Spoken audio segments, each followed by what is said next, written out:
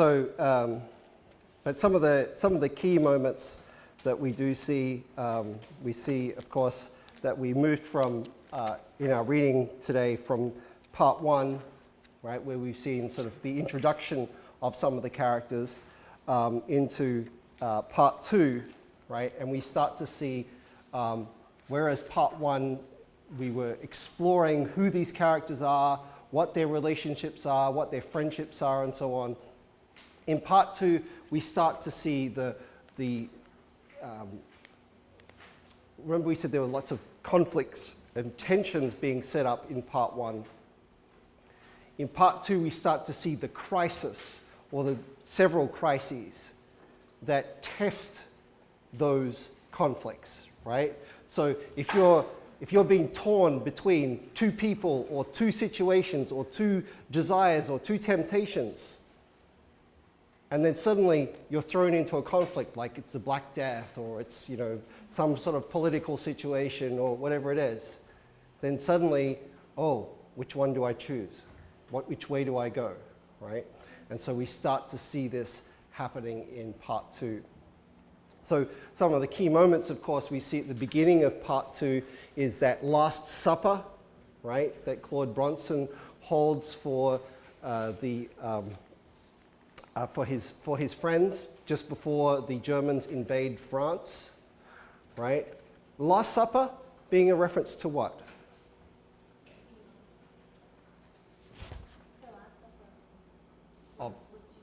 With Jesus and who? And his 12 disciples, right? So what supper? There was a specific supper that Jesus and his disciples were celebrating. It wasn't just like, oh, let's eat tonight. It was a specific meal that they were having. What was it to celebrate?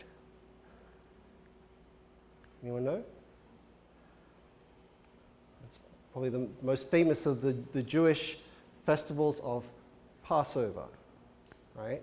So remember, the Jews celebrate this every year to celebrate when they escaped from Egypt, right? So remember the story of Moses when he frees the Israelites from Egypt, right? Remember, God sends all the different plagues, and the last plague is that he will kill all the firstborn in Egypt, right? Every firstborn child will die, except the Jews who paint, or the Israelites at the time, who paint the blood of the lamb over their doorposts so the angel of death knows to pass over their house, right?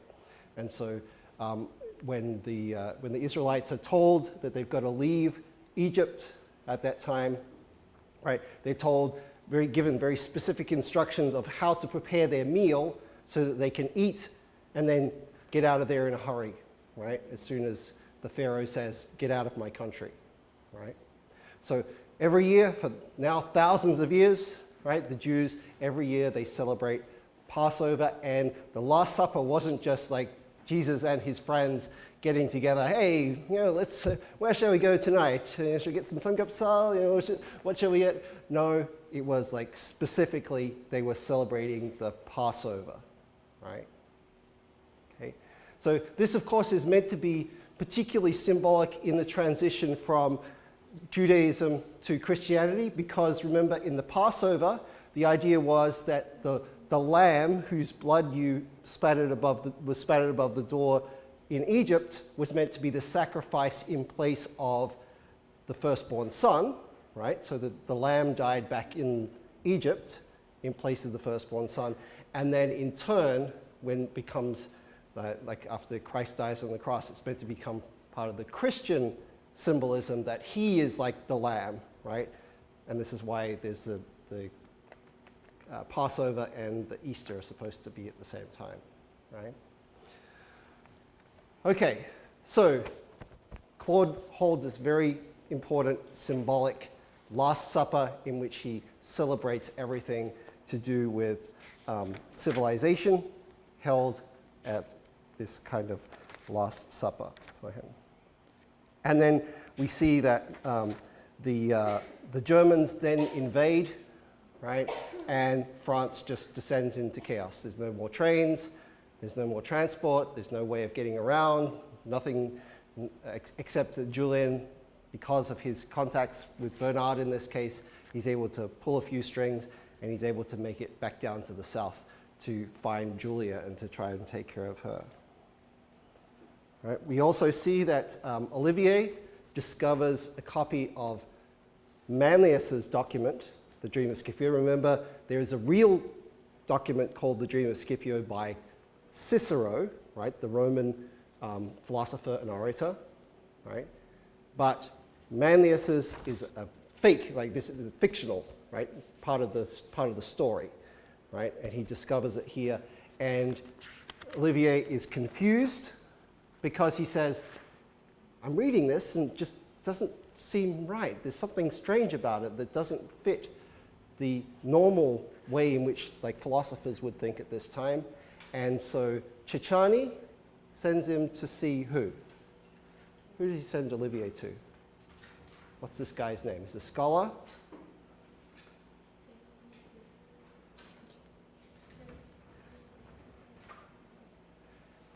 He's referred to by his Greek style name of Gersonides in here, right? And we're told, because he's actually a real person, he's a real historical person, right? So remember, some of the characters in here, they're fictional, they're made up, right? Olivier, Manlius, Julian, they're all fake, they're all made up, right? But some of the other characters in here, like Gersonides, or as his real name is there, Levi ben Gershon, right? Right, is his Jewish name. Okay, this is on page 83 of the text. So we see in here, right, this is his real name, this is all his given name, his Jewish name, but he's referred to throughout here as Gersonides, right? And he's a real scholar, real person, real historical person being put into a work of fiction, okay? And what is his background? What is his ethnicity? He's Jewish, right? He's a Jewish scholar, right? And we're going to talk about that today as being one of the crucial things that Ian Pears is going to be looking at in this book. Is we've seen the way in which he's talked about ideas about friendship and community and love and so on, and we're going to see here the other side of this, right? The way in which sometimes these things are built upon prejudice, and in this case, particularly prejudice against the Jews, right? So, have we had any other Jewish characters so far? Well, she's coming up. We haven't come to her just yet. Right, the Bronsons, right? Julia and Claude are both Jewish, but remembering that Claude Bronson, he'd been raised Jewish and he'd been a good Jewish boy and young man, and then after his divorce, remember, he becomes so disillusioned with his family and his connections that he cuts himself off from his family, from his religion, even from like his German background. He decides to become French, right? So keeping this in mind, okay? Right, so we see that Olivier goes to see Gersonides and they discuss about Manlius, and Olivier says, wow, this writing is really beautiful, right? It's very literary, and this guy is very learned. And Gersonides says, well, yes, his writing is very beautiful, but at the same time, that doesn't mean he was a good person, right? And he talks to Olivier about how this guy Manlius, he's well known amongst the Jews for having persecuted them, right? Like those earlier stories that we saw where he converts the Jews, it's a miracle. They all suddenly converted to Christianity, right? In fact, they did so because Manlius said he would kill them otherwise, right? So this is the other side that Gersonides, of Manlius, that Gersonides shows to us, right? Okay, we also see that there is this at Gersonides' house that Olivier meets, as we mentioned, Rebecca, right, who is his servant, okay? And we also learn that Rebecca was a young homeless woman who was taken in by Gersonides, right? Which suggests that she has some sort of secret past that she's worried about, okay? And sort of Olivier, he doesn't really know how to act around her. And remembering too, and this is something I said we'll go over more, is that like at this time, you remember Olivier is, especially as he's working for the cardinal, who's nominally Christian. Would he be allowed to marry a Jewish girl like Rebecca? No. Right? So remember, we saw when in our reading when Chichani sends his invitation or asks if he can send Olivier to see Gersonides, we're told that Gersonides is not even allowed to like have a meal with Chichani, right? It's forbidden for Christians and Jews even to socialize together in that sort of way. Right? So there are real social barriers, as we'll see. Okay. So the encounter with Gersonides and with Rebecca, both of those things combined, they change Olivier. They change his character in a dramatic way.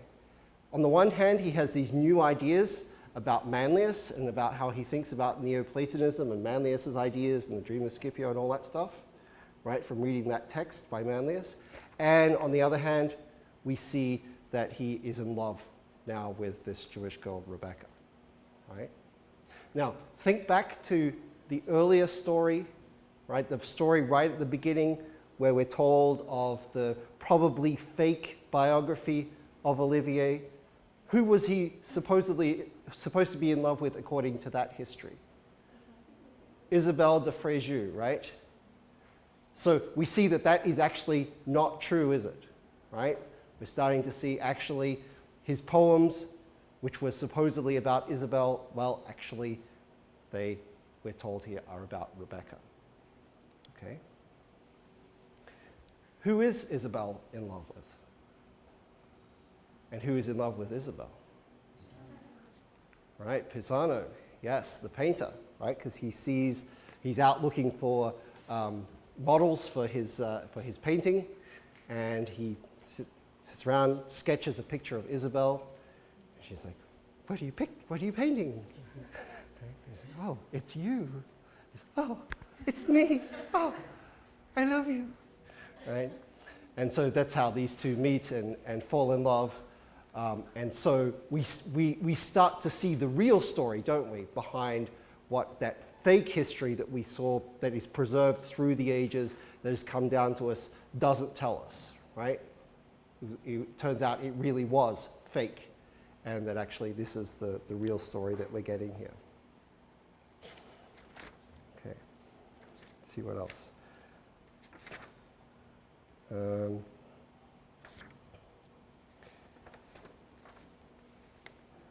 We see Julien, he returns to the south, right, to the south of France. Those of you who are not familiar with the World War II history in France, but when the Germans invaded, first of all, they occupied the sort of the northern part of France. They exiled the government out to a city called Vichy, right? And they installed as their puppet ruler a guy called Marshal Pétain. He's mentioned on page 93, right? About a quarter of the way down there, Marshal Pétain. And Marshal Pétain, he was very famous in France because he was a hero in World War I of fighting off the Germans, right? And yet the irony is that he was really like super famous and admired and revered for his role in World War I. And then because he collaborated with the Germans like this in World War II, he lost all that credibility, and his name now is that of a traitor, right? So he went from being hero to being traitor because of his collaboration with the Germans in this case. So at this time, at this period of the war, the Germans occupy the northern part of France, but the south part of France is still free, as it were, still free France, still unoccupied. Okay. So Julien makes his way down from Paris, which is in the north, all the way down south. Takes him 4 weeks to get there, and then he's now part of he's now down in the southern part, right? And he is called upon by Marcel. Oh, sorry. Before this, there's an important little event that happens here. Is he briefly has a love affair with a married woman, a local married woman by the name of Elizabeth. Right? She's married to someone else, but she falls in love with Julien, but he's not really all that interested in her. Right? He just sort of like falls into having this affair, and then he's like, goodbye, I've got to go and do my duty. And she's very unhappy about that. Okay. We then see that Manlius is having troubles of his own. His tenants are leaving, right? They're just taking everything that they have, and then they're switching sides to the barbarians, right? And we see a moment where Manlius is almost very cruel, right? Because remember, they catch one of the boys of the families who was leaving, and Manlius tells them to cut off his hands, and then he's like, no, we can't afford to do that, and he changes his mind at the last moment. Right. We also see some insights into Pisano and his painting styles, right? So one of the new things that he's doing, and I'll talk about this as well today, is that remember the medieval paintings that we saw, right, were quite unrealistic, right? And what we start to see happening, as we saw in the Siena School and some of the newer Renaissance painters like Giotto, was not only more realism and more naturalism in the way in which they were painting, but one of those painters that I mentioned in the previous class was a guy called Pietro Lorenzetti, right? And he is the master who teaches Pisano, right? So again, we have a real life character or real life person coming into our story, and we see that he teaches Pisano. Oh, well, you can make your mural of a biblical scene, or a scene from religion, or a scene from the classics, or whatever it is, but you can use real life, right? Real life models, and make them into like the faces and the figures that you put on there to give them more realism, okay? Now, of course, Ian Pears also uses this symbolically as a little joke as well, because well, first of all, remember he's painting the story of Saint Sophia, right? Remember, we learned that Sophia, the philosopher, is changed into this myth, right? And she becomes Saint Sophia, and she comes to this part of France, and she converts who? Who does she convert? In the story? It's Manlius, but Manlius is now what? He's blind, right? So he's a blind man, even though he's not actually in the story. But in the myth about Saint Sophia, he is a blind man. He's cured by Sophia, right? And so this is the scene that Pisano wants to paint, right? Is of Magdalene coming over, Saint Sophia, and then comes over and cures the blind Manlius. Whom does Pisano choose as the model to have the face of the blind Manlius? Olivier, right? So you can see how it's a little joke here that Ian Pears is playing with us, because it's like Manlius turns into this blind man, turns into Olivier, right? Okay. And if you look back earlier, there are other ways in which the resemblances between the different characters are played out by Ian Pearce. So very early on in our first reading, for instance, we're told about a photograph, right, that we now, looking back, if we went to reread it, we would know is a photograph of Julia, who happens to look just like Saint Sophia. So, anyway. Okay. So this new technique that we see of painting realistic models and then painting them into like the mythical, biblical, or mythical scenes. We then see finally the Black Death, the plague, right, hits Avignon, right? Remembering this is famously in 1348, right, is the big year of the plague, and it really, for the next couple of years, it wipes out about a third of the entire population of Europe. Right? And Ciccani, whom we've already seen plotting earlier, remember he makes the deal with the Comte de Frejus, right, for some political favors, right? We see here that Ciccani sees this as his opportunity to change things. Remember, Ciccani is from where? What country? Italy, right? That's why his name is Ciccani, right? Ciccani. Right?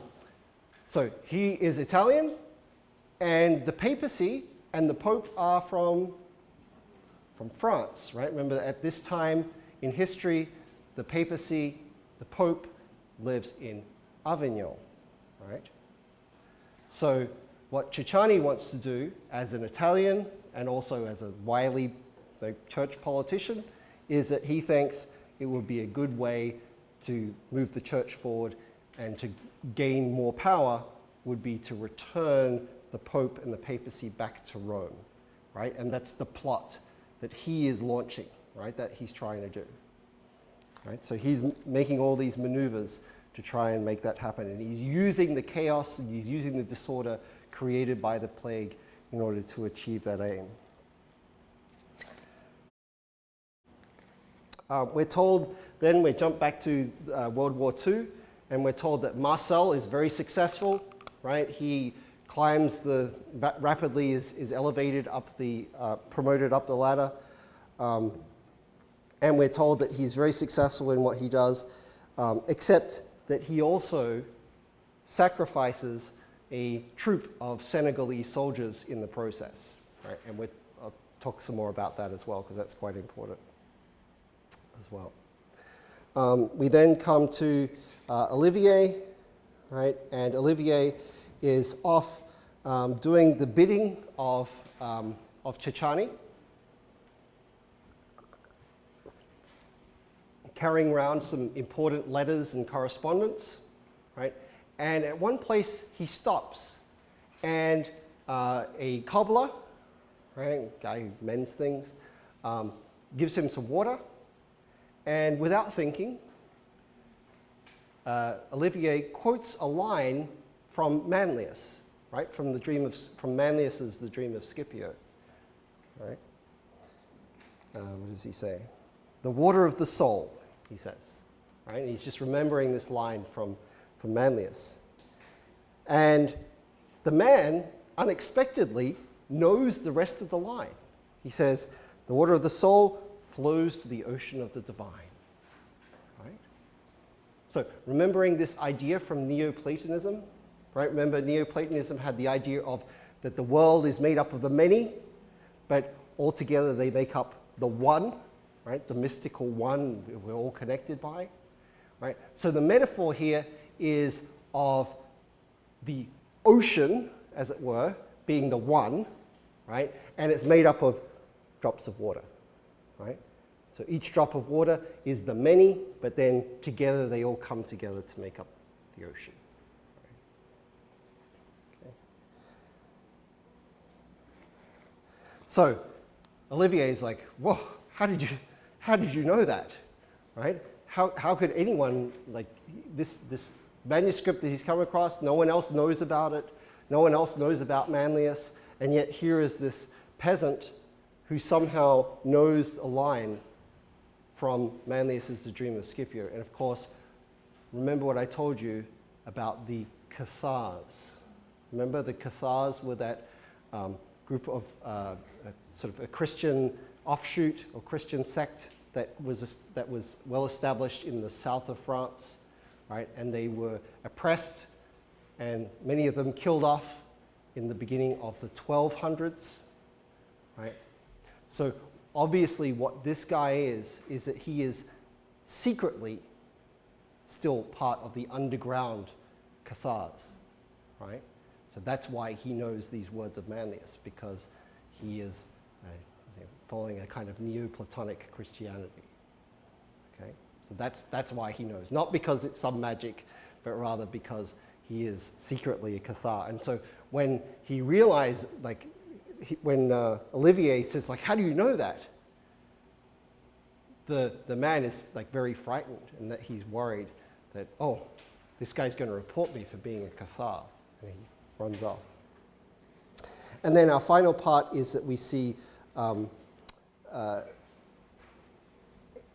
just as Ciccani has Olivier working for him, we see that another cardinal, Cardinal de Dau, right? De Dau is how you say his name, de Dau. And de Dau has a guy working for him, and his name is Altier. Altier. And so these two guys, they meet up at an inn in their travels, and it turns out that it wasn't just a chance meeting.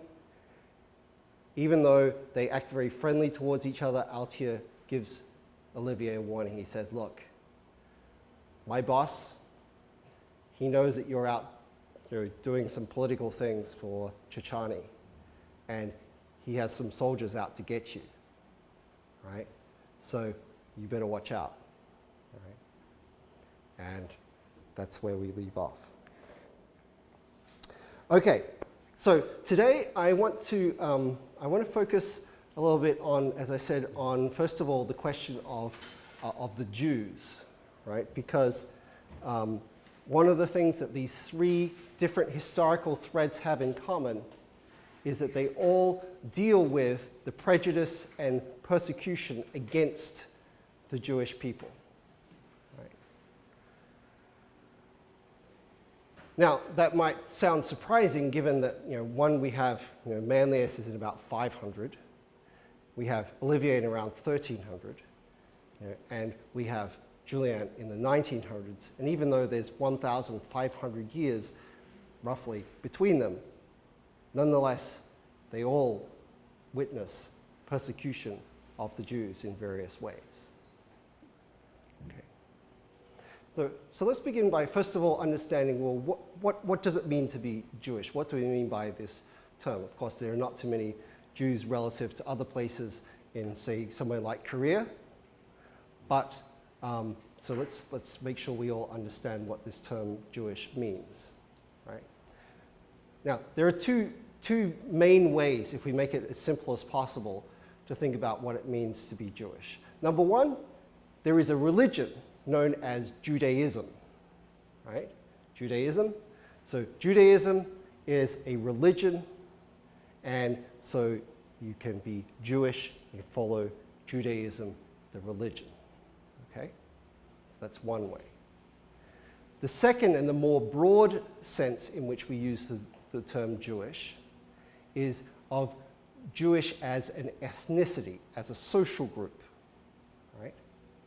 So it is possible to be ethnically Jewish, right? To be brought up into a Jewish family and to follow various rituals and ideas and customs and so on, but not to be following Judaism, the religion, right? So it's possible for those to have one without the other, right?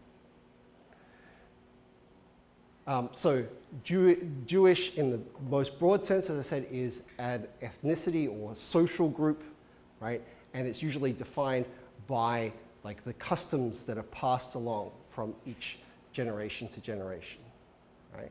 So even the most secular Jews, right? Even the most non-religious Jews who don't follow Judaism at all, still tend to observe many of the Jewish customs, like, for instance, something like Passover, right?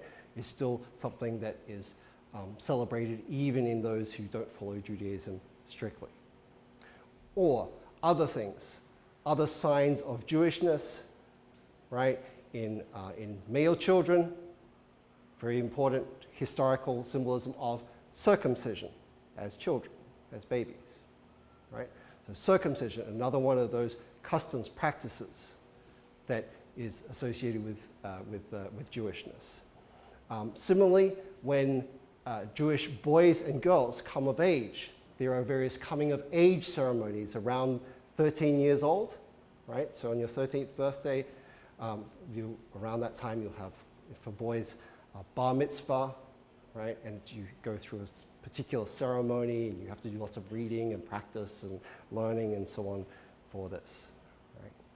So these are all cultural practices, but they are not tied to any particular, and this is one of the things that is easily misconceived, is that being Jewish is not race-based, right? There's no racial, you can be from any background, and if you follow the customs or if you follow the religion, then you can be Jewish, right? And we should probably specify further that, like, because this is something that can sometimes be confusing, is that actually biologically, there is no such thing as race, right? Biologically, right? So in terms of us, all of us human beings, there are differences in skin color and eye color and stuff like that, but biologically, we are pretty much all the same, right? Wherever you go in the world, all human beings, we're all the same species, we're all pretty much exactly the same. That is not to say that race doesn't exist as a social construct, right? So there are different ways in which people identify themselves as social groups or identify by other people as social groups, but there's no biological basis to that, right? Those are social constructs, okay? So there are two main ways, if we look back at the history of oppression of the Jews, and there's a particular term for this, persecution against the Jews, known as anti-Semitism. Anti-Semitism. Right? Anti-Semitism is hatred of or prejudice against Jewish people. And there are two main ways in our two storylines that this occurs. Right? The first has to do with the first two threads, with the Manlius story and with the Olivier story. In those two time periods, the Jews are persecuted because of religious reasons, right? Remembering that the Jews are not Christians, right? The Jews are not Christians, and therefore they refuse to join the Catholic Church, right? Or the Christian institutions in whatever country they are in. So they are put into a very difficult position, right? Where on the one hand, they have to live in a society where they are also outsiders to that society, and where many of the rules that are created by the politicians and by the church hierarchy of that time discriminate against them, right? So many times in those societies, Jews don't have the same rights. Very often they are not allowed to work in certain professions, right? And this leads them to being pushed into certain kinds of professions, famously particularly into money lending, right? Which was something that, according to the rules laid out in the Old Testament, which of course both the Jews and Christians follow, right? It's against the rules, against the religious rules, for people to loan money and charge interest, right? This is what's called usury. Now, in our world today, of course, our banks and our credit cards and all those things, they all do this as a matter of, everyday business. But under those religious rules, under those strict interpretations of the Old Testament, this was definitely not allowed. You were not allowed to loan money to other people and charge interest for it. That was strictly against the rules of the Bible. Right? So this is true, as I said, during Manlius's time, and it's certainly even more true, perhaps even more institutionalized during Olivier's time in our story. Now, one of the things that we see in this story is that these views, these attitudes, these prejudices against the Jews are often very hypocritical, right? Very unjust, very unfair. Not only does it, of course, go against Christ's own teachings to persecute people in this way, right? This is not exactly loving your enemy or turning the other cheek or any of those other things that Christ preaches. But we also see in our reading from last time, we see that Chichani himself is doing some of the things that are not technically allowed by the Bible, but he is finding sneaky ways around them, right, in order to get what he wants. So remember I said to you, one of the major prejudices against Jews was because of they were forced, one of the only professions they were allowed into was money lending, like money lending at interest, right? So first of all, this made them very unpopular because no one likes money lenders, right? Just like no one here.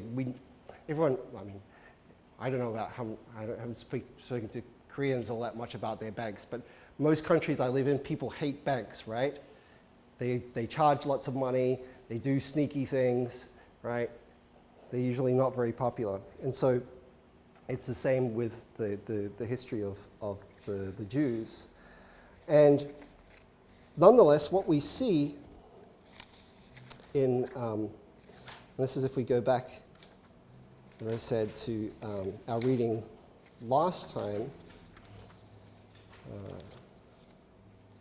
on page 57, this is the conversation between Chichani and the Comte de Frejus.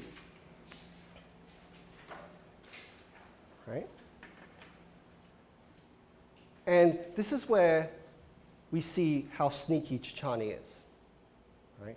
Remember, I said to you that the reason that money lending was not allowed was the Bible says you are not allowed to lend money to someone and then charge them interest on that money. Right? Okay. So Chichani says to the Comte de Frejus, well, I'll lend you some money. And of course, I'm not allowed to charge you any interest on it. But if you wanted to make some donations every year, right, then, I think we could make this business deal work, right? So he says here about 2/3 of the way down, the paragraph that begins, that is about 5 years. You see that? It says, this is on page 57. That is about 5 years' income for you, he said, I would guess. I could not charge any interest, of course, right? That's against the Bible, right? I'm a good cardinal. I wouldn't charge interest, right? But a donation to the bishopric's finances equivalent to, say, 1/12 of the total each year would be in itself more than you could easily support, right? So in other words, he's charging interest, but he's pretending, oh, no, it's not interest. You just have to give a donation every year, right? Donation of 1/12 of your income each year. Right? So the donation of a 1/12 of the total, rather, that he's loaned to him. Okay? So you can see here, there's this very hypocritical, sneaky way in which Chichani gets around this rule, right? That makes the Jews so unpopular in his time, and that hypocritically the church uses the Jews and uses them as a scapegoat, as we'll see in various other situations, right? You may have also noticed that when Rebecca is seen in various, at various moments in the story, how is she described? What is she wearing?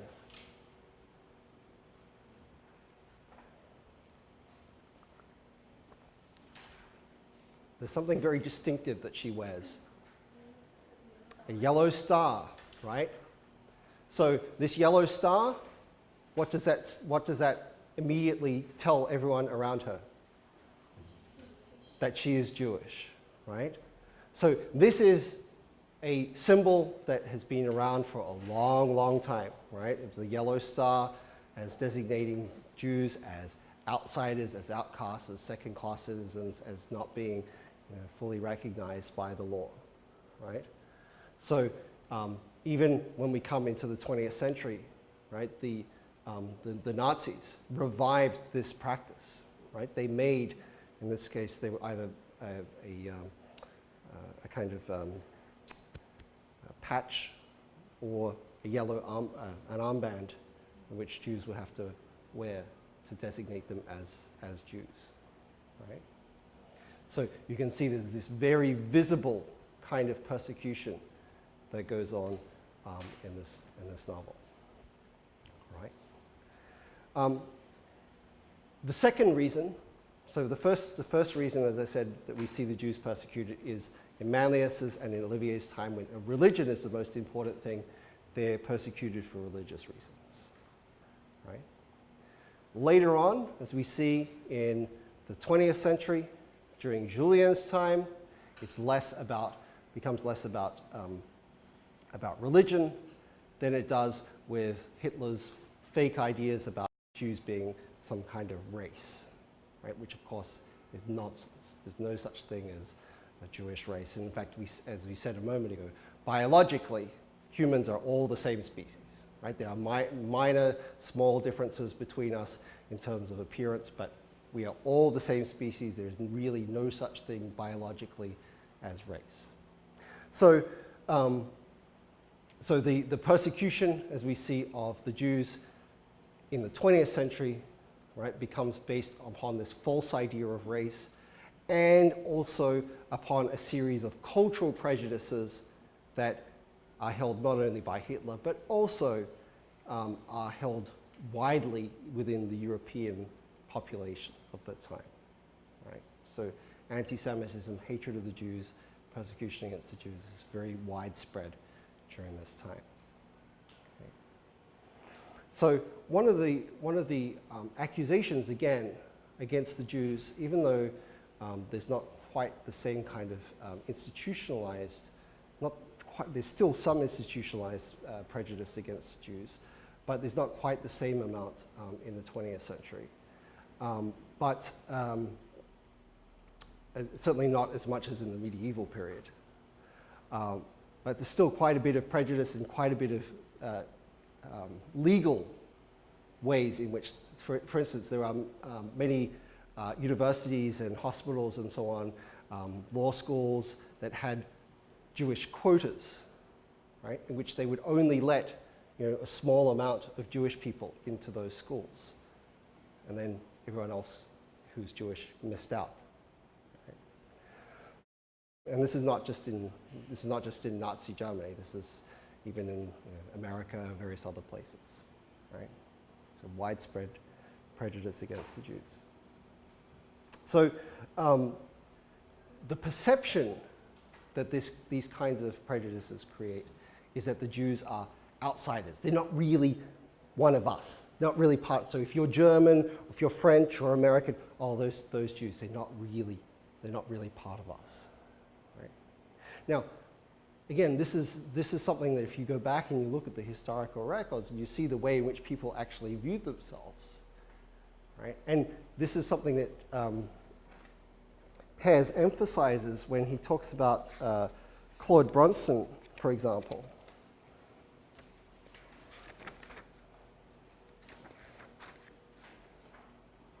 And if we look on page 75, one of the things that we see about Claude Bronson is that he definitely feels like he is part of his society, right? He definitely is like loyal right? And it says here,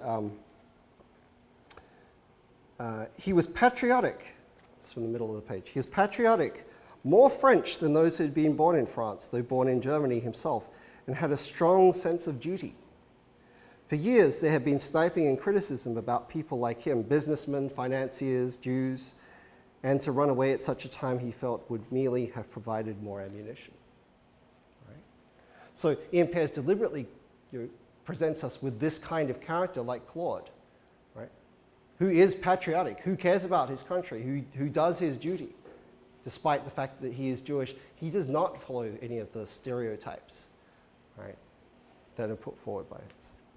So what is Ian Pears doing here? Why is he choosing these things? Well, one of the things that he's showing us here is the way in which, this is not just him saying, oh, poor Jews complaining about that situation. Rather, what he's showing us here is the way in which humans have had a nasty tendency, right? A nasty tendency to create our friendships and to create our communities by oppressing those who we think are different, right? So let's say we see the religious community of Olivier's time. Oh, who don't we like? Who's different from us? Oh, it's those nasty Jews, right? Let's define ourselves by our Christianity and negatively by we are not those Jews, right? And we can treat them how we like because they're not us. They're different from us, okay? We can blame them for things that happen, right? In Manlius's time, similarly, why are these barbarians attacking us? Oh, it must be because of those Jews, right? They're not standing with us. They are not, we need to convert them to Christianity or else, right? Okay, so, and again, during the Nazi propaganda, right, is that why is Germany failing? Why is there a Great Depression? Why is our business, our business doing so badly? Oh, it must be because those Jews, those mean, nasty Jews who are, are taking all the money and all the wealth, right? And of course, none of these stories is true, right? The barbarians are not attacking because of the Jews. The Black Death is not happening because of the Jews. The Great Depression is not happening because of the Jews. But these politicians and these people who are in power are able to use those outsiders as a scapegoat for their creation of a sense of community. So this history of the prejudice against the Jews is a very important historical context to a lot of what we see happening in these three stories. It's not the only part of it, but it is a very important part. Okay, on to something a little more entertaining, a little lighter. I want to talk to you a little bit about some of the ideas about painting that we see in our reading for today as well. Remembering, as I said, that we see Pisano is experimenting with this new style, right, of painting, taking real people and putting them as the models for like mythical figures, right? So this is, what I'm going to show you is remembering Ian Pears, his training, his background, as I told you in our first lesson about this book, was as an art historian, right? So he really knows a lot about art, a lot about painting, a lot about all that sort of history. So sometimes he puts things into their real historical context. So like we see the character of Pietro Lorenzetti, who appears in our reading for today. And sometimes he plays little jokes upon us by putting other references out of their normal context into the story. So one such example comes to us. Okay, so the story that we have here is that the artist, the old artist, is chatting to this young boy, right? And as the boy is being entertained by the back and forth conversation, right? The old man, like the old artist, paints this amazing lifelike picture, right, of the boy, right? So this happens from the bottom of 70, right, as they're conversing through the top of 71 in our course packet. And this actual incident is actually based upon an 18th century, 1700s painting, right? Pears takes this story and he's like, oh, I like this story. I'm going to put it back into the 1300s. And it's actually this very famous painter and an art theorist by the name of Joshua Reynolds, and this is his painting. And as you can see, it's of a young boy, right? And the idea is that like he's sort of animated by the stories that he's exchanging with the painter as he's being painted, right? So this particular story, Ian Pears takes it, inserts it into his little story, right? This is one little reference that occurs. But I also want to show you a couple of other examples of this kind of playing around with ideas about painting that Pears does.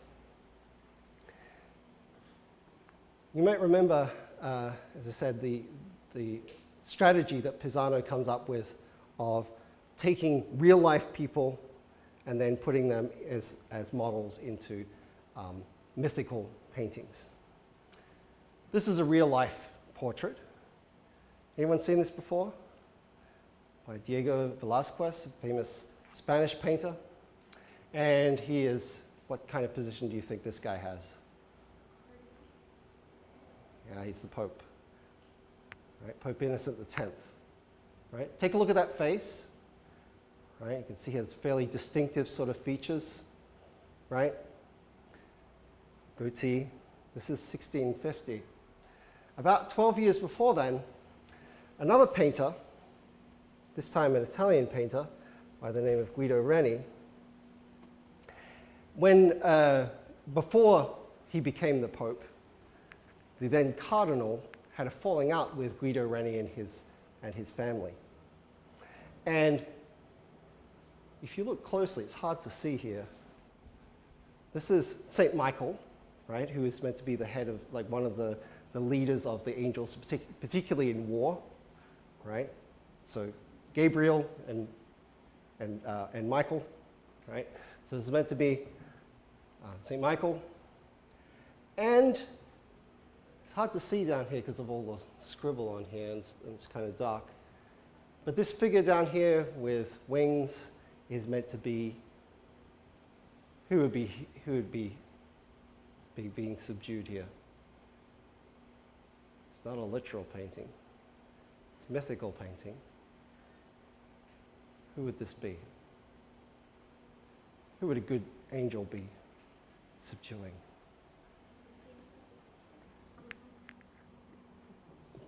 Higher. Not just any demon. Yeah, it'd be Satan, right? The devil, right? Guess whose face Guido Reni chose for his devil?